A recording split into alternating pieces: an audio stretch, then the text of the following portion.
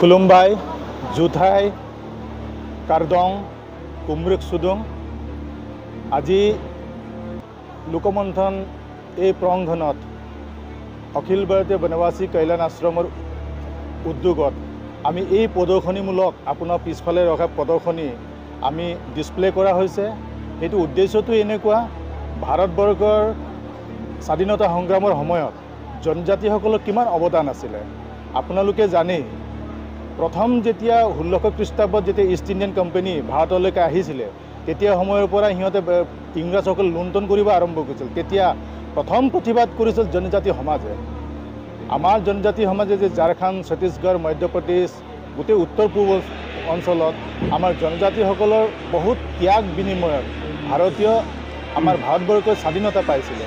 কিন্তু তাৰে আগত 1617 খ্ৰীষ্টাব্দত গোটেইখিনি জনজাতি মানুহসকলৰ সেই বৰঙণিটো লুপ্ত হৈ আছিলে, বিলুপ্ত হৈ আছিলে। গতিকেলৈ সেইখিনি সংগতি ৰাখি আজাদী 75 বছৰ ভাৰতীয় স্বাধীনতা সংগ্ৰামৰ আমি আজাদী কা অমৃত মহোৎসৱৰ উদ্দেশ্য ৰাখি আমি এই গোটেইখিনি বিলুপ্ত হোৱা আমাৰ গোটেইখিনি আনৰিকগনাইজ হোৱা আমাৰ ট্ৰাইবেল হিৰোসকলক আমি ৰাইজৰ মাজলৈকে আমি আকৌ দেখুৱাবৰ কাৰণে আমি ৰাইজক আমি সেই মাধ্যমৰ থ্ৰুৱেদি আমি জনাব বিচাৰিছোঁ সেইসকলৰ কাৰণে আজি ভাৰতৰ স্বাধীনটো সক্ষম হ'ল।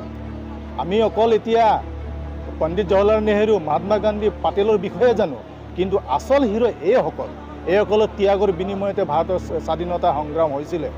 ঠিক তেনেকৈ অসমৰ আমাৰ হীৰ শম্ভুধন ফাংলু বড়ো সমাজতো আমাৰ বহুত আছে ত্যাগ কৰা। আমাৰ জনজাতি মিচিংসকলো ত্যাগ কৰা আছে, কাৰ্বি সমাজতো ত্যাগ কৰা আছে। গতিকেলৈ এনেকৈ বহুত আৰু ব্ৰিটিছসকলৰ কেইদিনমান আগতে পাৰ্লিয়ামেণ্টত ইহঁতে এটা ডিবেটিং হৈছিলে ভাৰতবৰ্ষৰ ইতিহাসত বোলে এই স্বাধীনতা সংগ্ৰামত সবচে আটাইতকৈ শ্বহীদ হৈছিলে জনজাতি সমাজত। তাৰমানে জনজাতি সমাজত কিমান বৰঙণি আছিলে, কিন্তু সেইসকলক আগৰ চৰকাৰসকলে বিলুপ্ত কৰিছে, বুৰঞ্জীয়ে ইতিহাস বদলাইছিলে। গতিকেলৈ আমি সেই মাধ্যমৰ থ্ৰুৱেদি আজাদী কা অমৃত মহোৎসৱ সেই সংগতি ৰাখি আমি জনজাতি আমাৰ হিৰোসকলক আমি ৰাইজৰ মাজলৈ আগুৱাই নিবৰ কাৰণে আমি প্ৰয়াস কৰিছোঁ। গতিকেলৈ আজি সকলো জনজাতি সমাজো আমি গৌৰৱ ফিল কৰিব লাগে। আমাৰ জনজাতি সমাজে যদি আজি সেই সাক্ৰিফাইচ নকৰা হ'লে আজি ভাৰতীয় এই আমাৰ সেই পতাকাটোক আমি 15 আগষ্টত মেলিব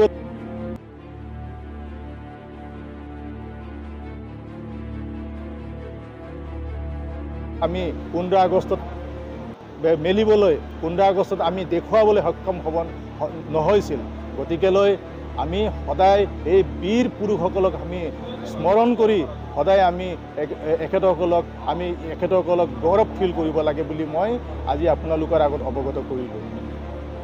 সেইটো লোকমন্থন এটা ডাঙৰ এটা প্লেটফৰ্ম ভাৰতীয় লোক সংস্কৃতিৰ ওপৰত আধাৰত এইখিনি অনুষ্ঠান আমি পাতা হৈছে।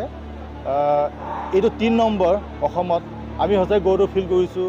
আমাৰ জনজাতিসকলৰ লোক সংস্কৃতি প্ৰতিটো জাতি জনগোষ্ঠীৰ আমাৰ বিলুপ্ত হোৱা বস্তুখিনি আমি পুনৰাই আমাৰ নতুন চামক আমি দেখাব বিচাৰিছোঁ।